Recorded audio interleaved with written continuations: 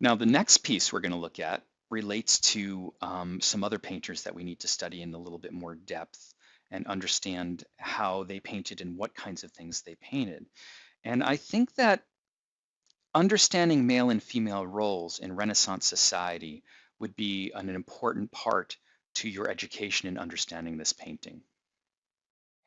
Now, these two works by Leonardo really kind of express a lot of the ideas that I think are behind what Renaissance courtier and Renaissance men thought about the world. For instance, on the left-hand side, it's a reference to Vitruvius, that architect from the 1st century BCE, who wrote his treatise on architecture that describes that buildings need to be based on the proportions of the human body. And he actually says man is the measure of all things, and we even have that in the Bible in some places and in Platonic thought. On the right-hand side, we have a theological and Renaissance perspective, and we've got all the standard sort of uses of atmospheric perspective from the foreground to the middle ground to the background. It lightens up and becomes grayer and bluer and greener. And we also have this sort of stable triangle in which we have St. Anne with Mary on her lap, and then we have her flowing down to basically Jesus, and then Jesus' role as the Good Shepherd. And it's this weird collage. It almost looks photoshopped together because if you really look at it closely, you'll see that Mary is seated on St. Anne's lap in a really kind of bizarre way. Now, what I'm suggesting is the nude male body, as evidenced by the Vitruvian man on the left-hand side, is a beautiful, ideal figure for Leonardo. It shows power, it's mathematical, it's logical.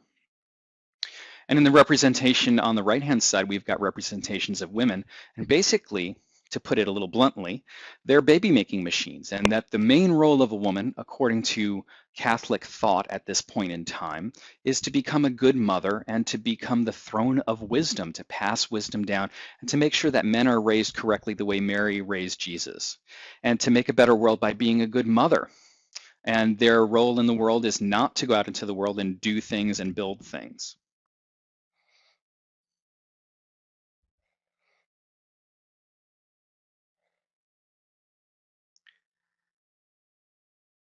Now, just to support my thesis on this, I wanted to compare two pieces that you've looked at quite a lot before, Giotto against Jan van Eyck. Um, and if you look at Jan van Eyck's The Arnolfini Portrait, basically, although we're a little hazy, remember we studied this and we weren't sure if Panofsky's interpretation of the Arnolfini wedding portrait made perfect sense, we do see that the man is dressed sort of in exterior clothing with that hat on. He is actually the one who is near the window. He seems to be, her hand is in his hand, and it's a wedding portrait. Now, it could be a sarcastic statement, as Craig Harbison says, but basically it shows men are the ones who go out, women are basically looking pregnant and in the house. And notice that she's closer to the bed. We have the same thing in Giotto's Madonna enthroned. She's the throne of wisdom, and Jesus is seated on her lap. And she's sort of a piece of furniture. When you think about it, you know, when they literally refer to her as the throne of wisdom, she is a chair on which Jesus sits, and he receives instruction from her. And even though that may be a complementary kind of idea, if you look at it from a Christian or Catholic point of view, it still relegates her to the position of a mother who's raising children.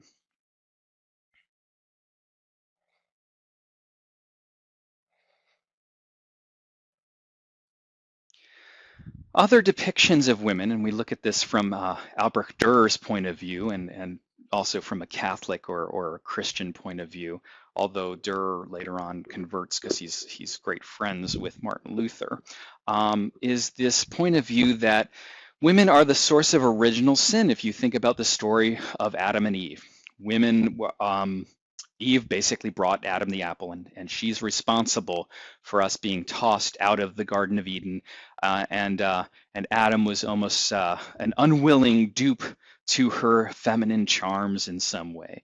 And so when we see depictions of women, even if they're nude, and there's a classical reason why it's okay to depict a nude female form, it still is the idea that she is the source of our downfall, of original sin.